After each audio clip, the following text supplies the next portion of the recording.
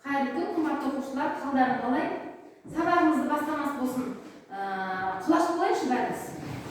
Сабағымызда өткен өлшем бірлікті көрсетіп жібереміз, құлашпыз. Өте жақсы, рахмет, отыра қойыңдар. Үйге берілген тапсырма қандай еді? Қай тақырыпты өтіп едік біз? Тақырыпта не деші, Мирас? Біз судың бейтарап бейтараптан, иә? Қазір? 24-ші параграф бейтараптандыру реакциясы. Өте жақсы, иә? Бейтараптандыру реакциясын өтеміз. Онда біз жаңағы әртүрлі ерітінділердің ортасын анықтаймыз, иә? Қандай орталар болады? Қандай орталар болады? Үш орта болады. Біріншісі қышқылды орта, екіншісі бейтараптандыру, үшіншісі сілтілі орта. Қышқыл орта бар екен, бейтарап орта бар екен, сілті орта бар екен. Онда тақырыбымызға сай, бейтараптандыру реакциясы дегеніміз не? Бейтараптандыру реакциясы дегеніміз не? Кім айтады? Бейтараптандыру реакциясы әдемі? Қышқылдың сілтілік орталығысының кезде бейтарап орта пайда болады. Жаңағы реакция теңдеуін кім айтып жүреді? Сұрай? Бейтараптандыру реакциясы дегеніміз қышқыл мен негіздік заттардың өзара әрекеттесіп, тұз бен судың түзілуі. Өте жақсы. Егер де тұз бен су түзілетін болса, ол бейтараптандыру реакциясы деп аталады. Енді олай болатын болса, қандай үй тапсырмасын тексерейін. Мына алғыларында 6 пробирка. 6 пробиркаға мен ерітінділер құйып қойдым. Ерітінділердің барлығы түссіз. Ерітіндінің барлығы түссіз. Осы ерітінділердің қандай үш ортаға жататындығын маған қазір осы жерде кім кеп анықтап береді? Қайсы келе отыр? Бізге үй жұмысына берілгені осы суларды анықтауға берілді. Біз білмейміз бұны, өйткені бұның әрбір түсі бірдей. Ал бізде бар үш индикатор бар. Біріншісі бізде метеораланж, екіншісі фенофталин, ал үшіншісі лакмус, бірақ өкінішке орай ол бізде жоқ. Бізде және бір амбивалент индикатор бар. Және оның ішінде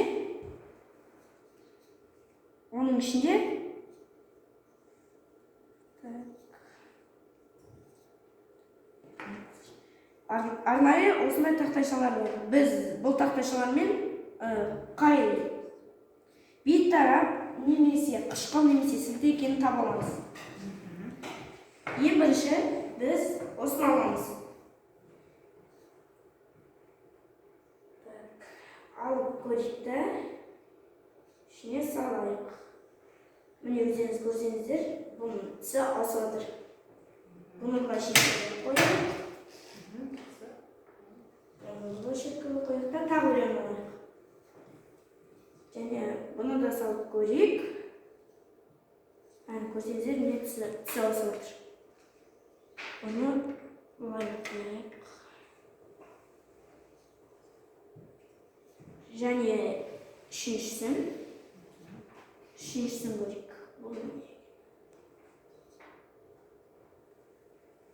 Бұның бізде түсі ауысқан жоқ. Түсі мүлдем ауысқан жоқ. Міне, Қандай қорытынды жасайсың, Қайсар? менің қорытындым, бізде мынау су болды, ал бейтарап ортаның түсі болмайды. Яғни, мына проверкаға құйылған ерітінді су екендігін анықтап тұрсың, е? Проверка қойып. Ал мына проверка бізде болады сілтілік орта. 11-ші сілтілік орта болады. Өйткені индикатордың түсі күлгінге айналып кетті. Ал мынау бізде қызыл түске айналды. Ал қызыл түсті қарап көрейік. Бізде қышқылдық орта болады. Өте жақсы. Онда қандай ерітінділер құйылған екен сонда? Үш проверкаға қандай ерітінділер құйылған екен? Қызыл түске құйылған ол қайсы? Қызыл түсті ол нені білдіреді? Мына тақтаға да қарап жер. Тақтаға да қарап жер. Қызыл түсті қандай жақты білдіреді? Қышқылды жақты білдіреді. Онда ана жерде құйылып тұрған ерітінділердің ішіндегі сірке суы болады. Сірке суы құйылған екен. Иә. Өте дұрыс. Ал көк бізде болады. Иә, сіркілік болады. Оған бізде калий қышқылы. Калий OH қышқылы емес, сірті. Калий OH. Ал үшіншісі не? Ол бізде бейтарап ортасындағы су болады. Ол біздегі крандағы кәдімгі өзіміздің ішіп жүретін крандағы су. Өте жақсы. Қосып онда келесі индикаторларменен, метил оранжыменен кім анықтайды? Тағы да үш жаңағы ортаны кім анықтайды? Бір айтып келеді. Біздің алдымызда үш проверка. Осы үш проверканың ішінде біз білмейміз ол қай орта екенін. Сондықтан біз оны метил оранж индикатор арқылы табуымыз керек, ол қандай орта екенін. Бірінші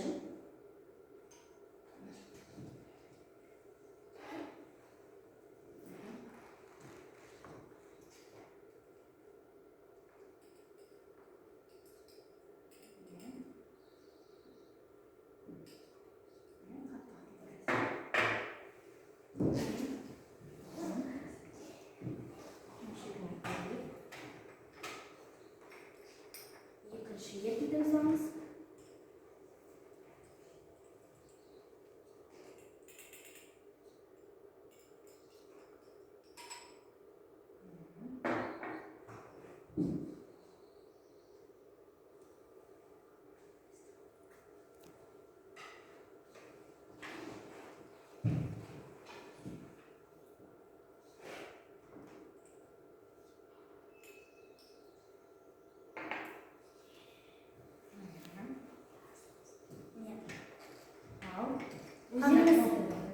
Өздеріңіз көріп отырғандарыңыздай, осы үш проверканың ішіндегі сұйықтықтың түсі ауысты.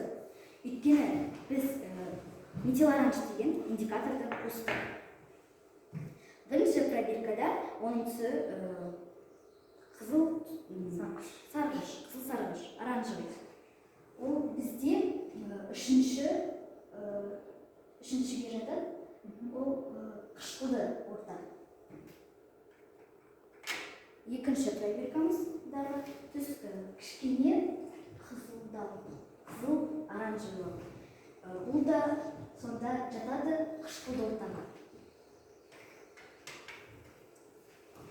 Бұнда бізде розовый,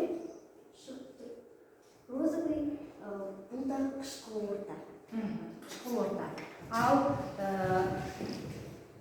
мына ерітінділердің жаңағы біреуіне фенофталинді тамызып көрші.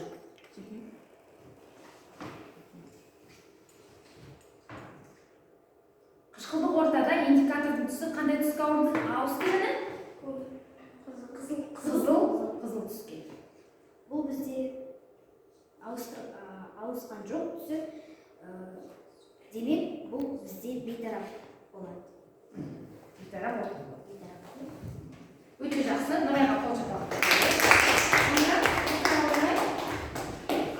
Онда бізге жаңағы әмбебап индикатордың көмегіменен қазір зертханалық жұмыс орындаймыз. Бәріміз дәптерге 90-шы беттегі зертханалық жұмыстың тақырыбын жазамыз. Жұмыстың мақсатын, құрал-жабдықты, реактивтерді жазамыз. Қане, Ислам маған зертханалық тақырыбын оқып жүрші? Су және сусын сынамасы ортасын сипаттау және анықтау.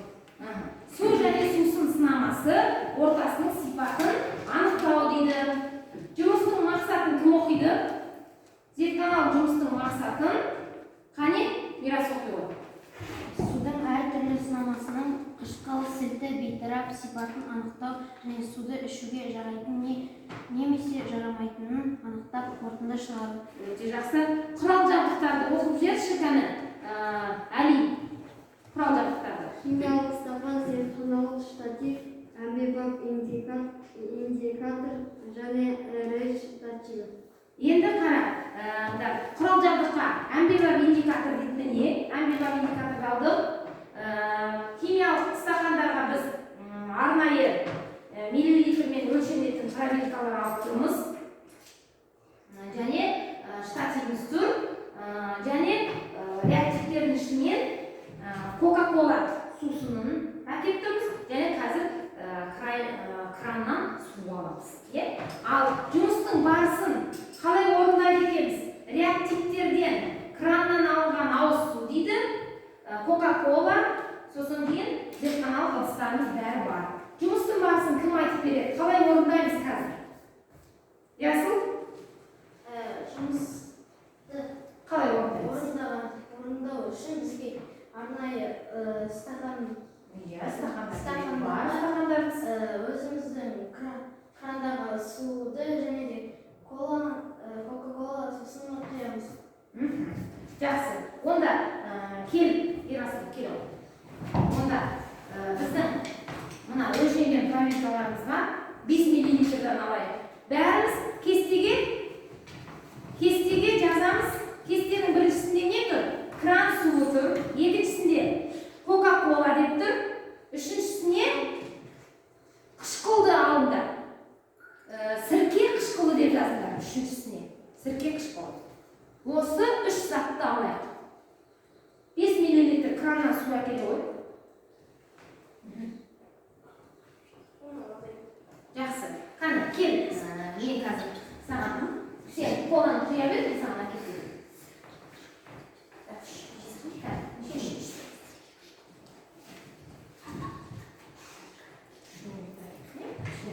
Сен кран Кока-коланы құя қойма. 5 миллилитр ғана. Айт, оқушыларға айт. Не алып жатқаныңды. Бұл стақанға Кока-кола сусын құямыз. Ерасыл 5 миллилитр Кока-коланы құйып жатыр. Және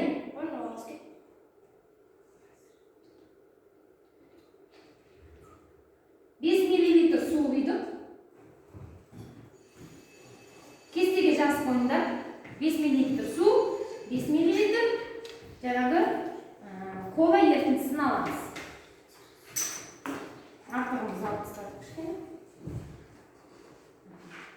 Жақсы. Енді не істейміз? Енді не істейсің? Бұл индикаторлар Сірке суын қазір мен құйып беремін. Қауіпсіздік үшін Ерасыл индикатормен анықтай бере ғой.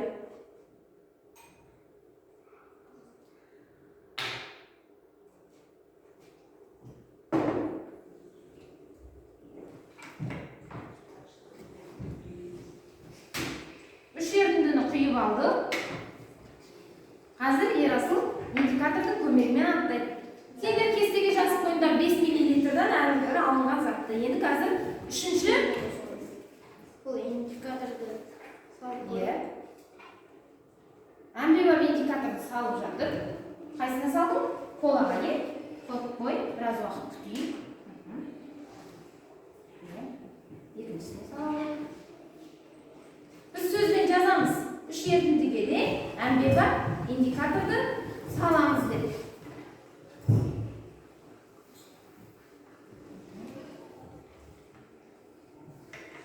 Екінші пробиркаға да салдық. Әмбебап индикаторды енді үшіншісіне саламыз.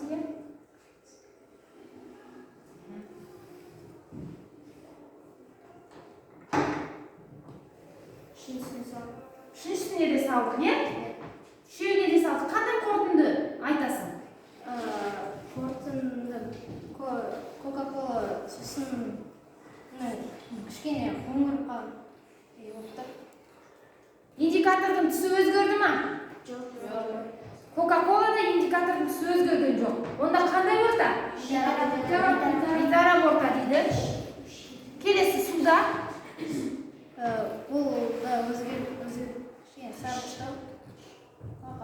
Индикатордың түсі тағы өзгерген жоқ дейді. Қандай орта? Бейтарап орта. Онда жазып отырмыз ғой кестеге. Үшіншімізде қызғылт түсті. Онда қандай орта? Қышқылдық орта дейді. Өте жақсы. Рахмет, Ерасыл.